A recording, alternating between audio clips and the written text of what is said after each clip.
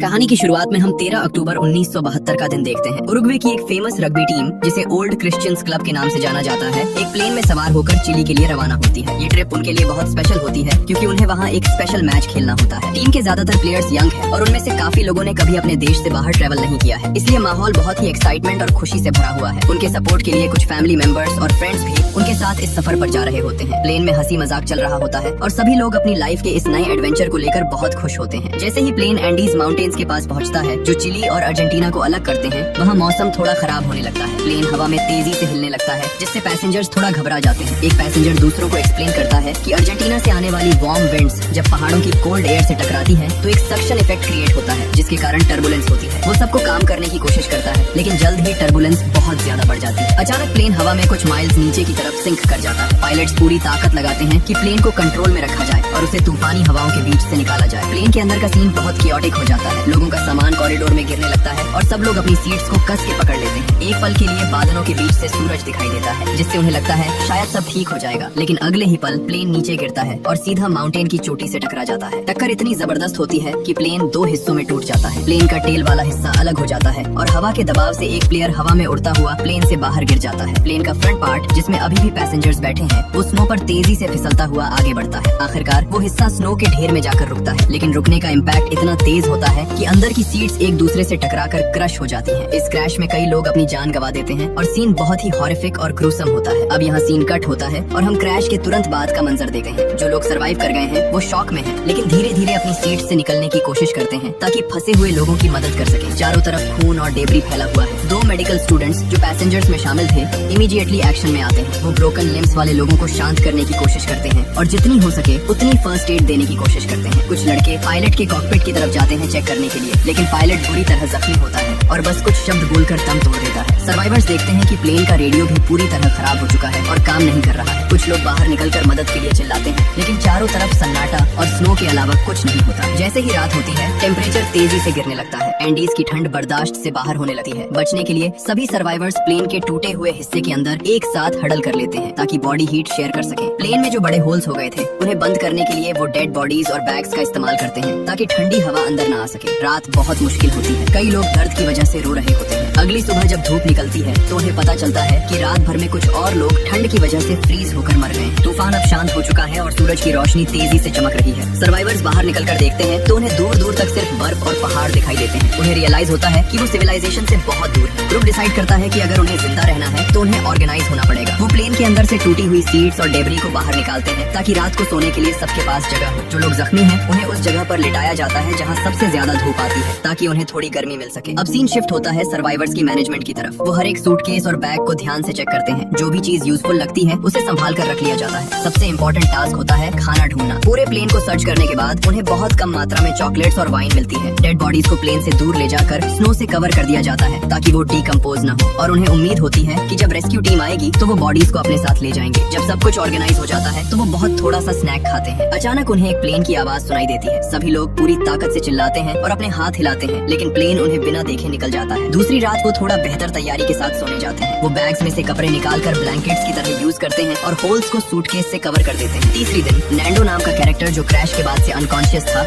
होश में आता है। बाकी लोग उसे एक्सप्लेन करते हैं कि क्या हुआ है। नैंडो की हालत बहुत खराब होती है, लेकिन वो किसी तरह अपनी बहन के पास जाता है जो खुद भी बहुत क्रिटिकल कंडीशन में होती है। जब नैंडो अपनी माँ के बारे में पूछता है तो उसे बताया जाता है कि वो क्रैश में मारी गई है। ये सुनकर नैंडो टूट जाता है और अपने पिता के बारे में सोचने लगता है जो उरुग्वे में अकेले होंगे। पानी की कमी को पूरा करने के लिए सर्वाइवर्स मेटल के टुकड़ों पर बर्फ रखकर उसे सूरज की गर्मी से मेल्ट करते हैं और पानी बनाते हैं। वो सूटकेस की मदद से स्नो पर एक बड़ा सा एक्स बनाते हैं इस उम्मीद में कि ऊपर से गुजरने वाले प्लेन्स को ये सिग्नल दिख जाएगा। जब एक और प्लेन ऊपर से गुजरता है तो वो मिरर्स का यूज करके सूरज की रोशनी रिफ्लेक्ट करते हैं और चिल्लाते हैं। वो नोटिस करता है कि प्लेन के विंग्स थोड़ा टिल्ट हुए थे जिससे उन्हें लगता है कि शायद पायलट ने उन्हें देख लिया है और वो वापस आएगा। लेकिन अगले दिन जब वो फिर से प्लेन की आवाज सुनते हैं तो वो बहुत दूर से आती है, जिसका मतलब था कि सर्च ऑपरेशन किसी और एरिया में चल रहा है और उन्हें ढूंढा नहीं गया है। इसके बाद सीन कट होता है और ग्रुप सर्वाइवल ऑप्शंस डिस्कस करने लगता है। उन्हें याद आता है कि प्लेन की बैटरीज टेल वाले हिस्से में थी जो टूटकर अलग गिर गया था। उन्हें लगता है कि अगर वो बैटरीज ढूंढ ले तो रेडियो चला सकते हैं। कुछ लोग मिरर्स और सीट्स के लेदर से चश्मे बनाते हैं ताकि स्नो ब्लाइंडनेस से बचा जा सके। 4 सर्वाइवर्स पहाड़ पर ऊपर की तरफ टेल ढूंढने निकलते हैं, लेकिन कुछ माइल्स ऊपर जाने के बाद उन्हें रियलाइज होता है कि क्रैश साइट इतनी गहराई और स्नो में है कि दूर से वो बिल्कुल दिखाई नहीं देती। इसका मतलब था कि कि रेस्क्यू प्लेन का उन्हें ढूंढ पाना ऑलमोस्ट नामुमकिन है। उसी वक्त मौसम बिगड़ने लगता है और बर्फ गिरने लगती है, तो वो चारों वापस प्लेन के पास आ जाते हैं। दिन बीतते जाते हैं और एक हफ्ता गुजरने के बाद उनका राशन खत्म हो जाता है। उस एरिया में न तो कोई जानवर है और न ही कोई वेजिटेशन। भूख से परेशान होकर वो चट्टानों पर लगी हुई मॉस खाने की कोशिश करते हैं, लेकिन उसका टेस्ट बहुत ही खराब होता है। नैंडो जो प्रैक्टिकल सोच रखता है, वो कहता है कि अगर जिंदा रहना है तो उन्हें डेड बॉडीज का मीट खाना पड़ेगा। इस बात पर ग्रुप में एक बड़ा आर्ग्यूमेंट शुरू हो जाता है। कुछ लोग कहते हैं कि ये पाप है और कुछ लोग मॉरल ग्राउंड्स पर मना कर देते हैं। कोई भी एग्रीमेंट नहीं हो पाता। वक्त गुजरता जाता है और भूख इतनी बढ़ जाती है कि लोग शूलेसेस और सिगरेट्स तक खाने लगते हैं। 8वें दिन नैंडो की बहन दम तोड़ देती है। ये एक और बड़ा झटका होता है। कोको नाम का एक सर्वाइवर अपने पेरेंट्स को एक लेटर लिखने लगता है, जिसमें वो इस ट्रेजेडी को डिस्क्राइब करता है, लेकिन साथ ही उस जगह की ब्यूटी के बारे में भी लिखता है। अगले कुछ दिनों में और भी तूफान आते हैं और वो मुश्किल से प्लेन के अंदर छुपकर सर्वाइव करते हैं। 11वें डे तक आते आते ग्रुप का आधा हिस्सा इस सिचुएशन से हार मान लेता है और एक अनाउंसमेंट करता है। वो सब परमिशन देते हैं कि अगर वो मर जाएं तो बाकी लोग उनकी बॉडी को खाकर जिंदा रह सकते हैं। फिर कुछ लोग बाहर जाते हैं और ग्लास के टुकड़े से बॉडी से मीट काटना शुरू करते हैं ताकि खुद को फीड कर सकें। ये देखकर धीरे धीरे बाकी लोग भी अपना माइंड चेंज करते हैं और जिंदा रहने के लिए मीट खाने के लिए राजी हो जाते हैं, सिवाय 5 लोगों के जो अभी भी कैनिबलिज्म के खिलाफ होते हैं। अगले दिन वो एक प्रॉपर सिस्टम बनाते हैं। बॉडीज को स्नो में छुपा कर रखा जाता है और सिर्फ वही लोग कटिंग का काम करते हैं जो मेंटली थोड़ा स्ट्रॉन्ग है, ताकि बाकी लोगों को ये हॉरिफिक सीन न देखना पड़े। वो मीट के टुकड़ों को सूरज में रखकर थोड़ा वार्म और ड्राई करते हैं ताकि खाना आसान हो। सीन आगे बढ़ता है। उन्हें स्नो में दबा हुआ एक और सूटकेस मिलता है जिसमें एक पोर्टेबल रेडियो होता है। वो किसी तरह एक रफ एंटीना बनाते हैं और रेडियो ऑन करने में कामयाब हो जाते हैं, लेकिन जो खबर उन्हें सुनाई देती है वो उन्हें तोड़ कर रख देती है। न्यूज में बताया जाता है कि 66 सर्च मिशंस के बाद गवर्नमेंट ने उन्हें ढूंढने का काम बंद कर दिया है और अब उन्हें डेड मान लिया गया है। ये सुनते ही पूरा ग्रुप टूट जाता है। सबकी उम्मीद खत्म हो जाती है। इस परेशानी में जो लोग अब तक मीट खाने से मना कर रहे थे वो भी गिव अप कर देते हैं और ह्यूमन मीट खाना शुरू कर देते हैं। इसके बाद 3 लड़के डिसाइड करते हैं कि अब उन्हें खुद ही कुछ करना होगा। वो प्लेन की टेल ढूंढने के लिए फिर से निकलते हैं। रास्ते में उन्हें प्लेन का डेब्री और 5 बॉडीज मिलती हैं, जिसमें वो बंदा भी होता है जो क्रैश के वक्त उड़ गया था। चढ़ाई बहुत मुश्किल होती है। वो बार बार फिसलते हैं और ठंडी हवा सांस लेना मुश्किल कर देती है। रात को एक भयानक तूफान आता है और वो पहाड़ के साइड में एक साथ चिपक कर सोने की कोशिश करते हैं। सुबह वो स्नो से ढके हुए उठते हैं लेकिन जिंदा होते हैं। हालांकि उनमें से एक लड़का स्नो ब्लाइंडनेस की वजह से अंधा हो जाता है और बाकी 2 भी कमजोर पड़ जाते हैं। इसलिए वो प्लेन के डेब्री के एक टुकड़े पर बैठकर स्लाइड करते हुए वापस क्रैश साइट पर आ जाते हैं। इस ट्रॉमेटिक एक्सपीरियंस के बाद जो आखिरी बचा हुआ लड़का था जो मीट नहीं खा रहा था, वो भी रोते हुए खाना शुरू कर देता है। 17वें डे पर सीन शिफ्ट होता है। ग्रुप पिछले 5 दिनों से एक लगातार तूफान का सामना कर रहा है। वो प्लेन के अंदर बंद है और मूड लाइट करने के लिए एक दूसरे को कहानियां सुना रहे हैं। अचानक एक जोर की आवाज होती है और एक बड़ा बर्फ का तूफान पहाड़ से नीचे आता है और प्लेन को पूरी तरह स्नो से भर देता है। जो कुछ लोग ऊपर थे वो बच जाते हैं, लेकिन बाकी सब स्नो के नीचे दब जाते हैं। जो लोग ऊपर हैं वो पैनिक करते हैं और देखते हैं कि बाहर तूफान और तेज हो गया है। वो डेस्परेटली स्नो खोदना शुरू करते हैं ताकि नीचे दबे हुए पैसेंजर्स को बचा सके। बहुत मेहनत और चीख पुकार के बाद वो ज्यादातर लोगों को बाहर निकाल लेते हैं, लेकिन एक औरत जो बहुत गहराई में दबी थी वो दम घुटने से मर जाती है। तभी उन्हें एक और अजीब आवाज सुनाई देती है और एक दूसरा बर्फ का तूफान आ जाता है। ये उन्हें फिर से दबा देता है और इस बार टीम कैप्टन समेत कुछ और लोग मारे जाते हैं। सर्वाइवर्स तुरंत स्नो में कुछ होल्स बनाते हैं ताकि सांस ले सकें। अब वो पूरी तरह स्नो के नीचे कैद हो चुके हैं। वो बस प्रे कर सकते हैं और फॉलिंग स्नो की आवाज सुन सकते हैं। जब उनमें थोड़ी एनर्जी आती है तो वो प्लेन के अंदर जगह बनाने के लिए 8 बॉडीज को एक कॉर्नर में मूव करते हैं। डे 18 पर उन्हें दबे हुए 2 दिन हो चुके हैं और भूख दर्दनाक होती जा रही है। उनके पास कोई चॉइस नहीं बचती और उन्हें बॉडीज से मीट लेना पड़ता है, लेकिन इस बार ये बहुत मुश्किल होता है क्योंकि वो प्लेन के अंदर बंद है और बॉडीज को छुपा नहीं सकते। उन्हें पता होता है कि वो किस दोस्त का मीट खा रहे हैं। इस सिचुएशन से नूमा नाम का कैरेक्टर इतना गुस्सा और फ्रस्ट्रेटेड हो जाता है कि वो पागलपन में स्नो को खोदना शुरू कर देता है। इस प्रोसेस में कांच से उसका पैर बुरी तरह कट जाता है, लेकिन वो रुकता नहीं है। डे 20 पर आखिरकार वो स्नो में एक होल बनाने में कामयाब हो जाता है जिससे बाकी सर्वाइवर्स बाहर निकल सके। बाहर निकलकर वो राहत की सांस लेते हैं कि वो जिंदा है। ग्रुप फिर से प्लेन को स्नो से निकालने के काम में लग जाता है। नूमा देखता है कि उसके पैर का जख्म गहरा है, लेकिन ठंड की वजह से उसे दर्द महसूस नहीं हो रहा था, तो वो उसे इग्नोर कर देता है और काम करता रहता है। धीरे धीरे धूप निकलती है और वो प्लेन को स्नो से फ्री कर लेते हैं। डे 34 पर मौसम थोड़ा गर्म होने लगता है और बर्फ पिघलने की शुरुआत होती है। शुरुआत में जो 2 लोग जख्मी हुए थे अब उनकी हालत बहुत खराब हो चुकी है। मेडिकल स्टूडेंट्स को पता चल जाता है कि अब कुछ नहीं किया जा सकता। कुछ ही घंटों में कोको के लंग्स में फ्लूइड भर जाता है और CPR देने के बावजूद वो बच नहीं पाता। जब वो उसकी बॉडी को बाहर ले जाते हैं तो उन्हें वो लेटर मिलता है जो उसने लिखा था और वो उसे संभाल कर रख लेते हैं। डे 36 पर मौसम इतना साफ हो जाता है कि रोबर्टो, नैंडो, टिंटिन और नूमा एक नई सर्च एक्सपीडिशन पर जाने का फैसला करते हैं। इस बार वो एक्स्ट्रा कपड़े पहनते हैं। सफर शुरू होते ही नूमा को चक्कर आने लगते हैं और वो गिर जाता है। जब वो उसका पैर चेक करते हैं तो देखते हैं कि इन्फेक्शन पूरी तरह फैल चुका है। ग्रुप उसे वापस ले जाना चाहता है, लेकिन नूमा जिद करता है कि वो वापस अकेला चला जाएगा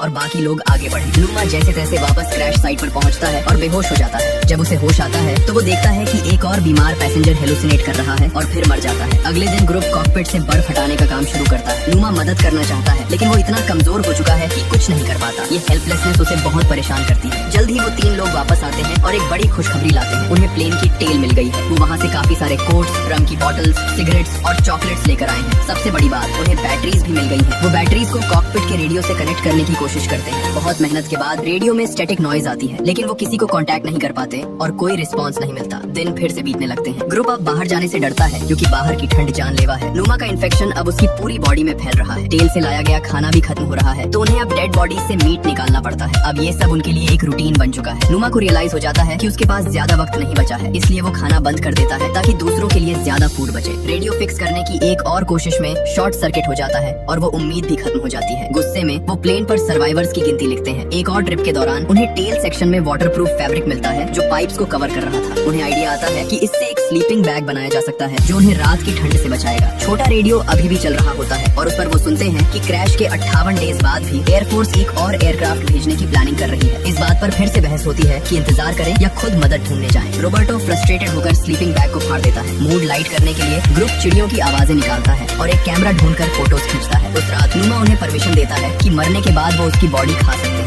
सुबह वो उसे मरा हुआ पाते हैं। उसके हाथ में एक नोट होता है जिस पर लिखा था कि दोस्तों के लिए अपनी जान देने से बड़ा कोई प्यार नहीं है। नुमा के इन शब्दों से इंस्पायर होकर रोबर्टो, नैंडो और टिंटिन डिसाइड करते हैं कि अब वो आर पार की लड़ाई लड़ेंगे। वो वाटरप्रूफ फैब्रिक से नया स्लीपिंग बैग बनाते हैं, काफी सारा मीट पैक करते हैं और वेस्ट की तरफ चढ़ाई शुरू करते हैं इस उम्मीद में कि पहाड़ क्रॉस करके वो चिली पहुंच जाएंगे। रात को मौसम बहुत खराब हो जाता है तो वो स्नो में गड्ढा खोदते हैं और तीनों स्लीपिंग बैग के अंदर एक दूसरे से चिपक कर सो जाते हैं। ये स्लीपिंग बैग आइडिया काम कर जाता है और वो सुबह जिंदा उठते हैं। जब वो एक बहुत ऊंचे पहाड़ की चोटी पर पहुंचते हैं तो नजारा देखकर उनके होश उड़ जाते हैं। उन्हें लगा था कि पहाड़ के उस पार वैलीज होंगी लेकिन वहाँ सिर्फ और सिर्फ मीलों तक पहाड़ ही पहाड़ थे। ये देखकर वो टूट जाते हैं और सोचते हैं कि वापस चले जाएं क्योंकि इतने लंबे सफर के लिए उनके पास खाना नहीं है। तब टिंटिन वॉलंटियर करता है कि वो वापस चला जाएगा ताकि उसका हिस्से का खाना रोबर्टो और नैंडो यूज कर सकें और आगे बढ़ सकें। टिंटिन वापस स्लाइड करके चला जाता है और रोबर्टो और नैंडो आगे बढ़ते हैं। ये सफर बेहद लंबा और थका देने वाला होता है। कई दिनों की चढ़ाई और उतराई के बाद आखिरकार लैंडस्केप चेंज होने लगता है। स्नो कम होने लगती है और रॉकी जमीन दिखने लगती है। जब नैंडो का जूता टूट जाता है तो रोबर्टो कपड़े बांधकर उसे फिक्स करता है और वो रुकते नहीं है। एक शाम रोबर्टो थक कर गिर जाता है और उल्टी करने लगता है लेकिन नैंडो उसे हिम्मत देता है और कहता है कि हम कर सकते हैं। सुबह वो फिर चलना शुरू करते हैं। उनकी मेहनत रंग लाती है जब उन्हें एक नदी मिलती है जिसमें फ्रेश पानी होता है और वहाँ उन्हें वेजिटेशन भी दिखाई देती है। अचानक नैंडो की नजर नदी के उस पार एक आदमी पर पड़ती है जो घोड़े पर बैठा उन्हें घूर रहा होता है। ये देखकर उन्हें अपनी आंखों पर यकीन नहीं होता। नदी का शोर बहुत ज्यादा होता है इसलिए वो आदमी उनकी आवाज सुन नहीं पाता। नैंडो और रोबर्टो चिल्लाते हैं और हाथ हिलाते हैं। वो आदमी इशारा करता है और चला जाता है लेकिन अगले दिन वापस आता है। वो नदी के उस पार से एक पत्थर के साथ कागज और पेंसिल बांधकर इनकी तरफ फेंकता है। नैंडो उस पेपर पर लिखता है कि वो उरुग्वेन प्लेन क्रैश के सर्वाइवर्स हैं। उनके दोस्त पहाड़ों में जख्मी हैं और उन्हें मदद चाहिए। वो पेपर वापस आदमी की तरफ फेंकता है। वो आदमी जिसका नाम सर्जियो होता है मैसेज पढ़ते ही तुरंत मदद लाने के लिए निकल पड़ता है। जल्द ही ये खबर एयर रेस्क्यू सर्विस तक पहुंचती है और एक रेस्क्यू मिशन प्लान किया जाता है। सर्जियो वापस आता है और नैंडो और रोबर्टो को अपने कैबिन में ले जाता है जहाँ उन्हें इतने दिनों बाद पहली बार ढंग का खाना मिलता है। कुछ ही देर में वहाँ रिपोर्टर्स की भीड़ लग जाती है जो उनसे अजीब सवाल पूछने लगते हैं। क्रैश साइट पर बचे हुए लोगों ने रेडियो पर यह खबर सुन ली होती है कि नैंडो और रोबर्टो मिल गए हैं। पूरा ग्रुप खुशी से झूम उठता है। वो अपने आप को साफ करते हैं, बाल बनाते हैं ताकि जब रेस्क्यूज आए तो वो प्रेजेंटेबल लगे। वो अपना सामान पैक करते हैं और प्लेन के कुछ टुकड़े भी निशानी के तौर पर रख लेते हैं। जल्द ही आसमान में हेलीकॉप्टर्स की आवाज गूंजती है। रेस्क्यू हेलीकॉप्टर्स में रोबर्टो और नैंडो भी होते हैं जो पायलट्स को गाइड कर रहे होते हैं कि क्रैश साइट कहाँ है। डे 71 पर आखिरकार वो घड़ी आ जाती है जिसका सबको इंतजार था। हेलीकॉप्टर्स लैंड करते हैं और सर्वाइवर्स खुशी के मारे रोने लगे हैं। एक बंदा पूरे रेस्क्यू ऑपरेशन को रिकॉर्ड करता है। सर्वाइवर्स जिद करते हैं कि वो अपने बैग्स साथ लेकर जाएंगे भले ही जगह कम हो। टोटल 16 लोग जिंदा बचे थे। जब हेलीकॉप्टर्स शहर पहुंचते हैं तो उनकी फैमिलीज वहां पहले से इंतजार कर रही होती है। मिलन का सीन बहुत इमोशनल होता है। सर्वाइवर्स को हॉस्पिटल ले जाया जाता है जहां डॉक्टर्स रिपोर्टर्स को बाहर रखे हैं और उनका फुल चेकअप करते हैं। उनकी बॉडीज स्केलेटन्स जैसी हो चुकी होती है और वो मुश्किल से चल पा रहे होते हैं। हर सर्वाइवर को अपना बेड दिया जाता है लेकिन उस रात वो अकेले सोने में डर महसूस करते हैं और ट्रॉमा की वजह से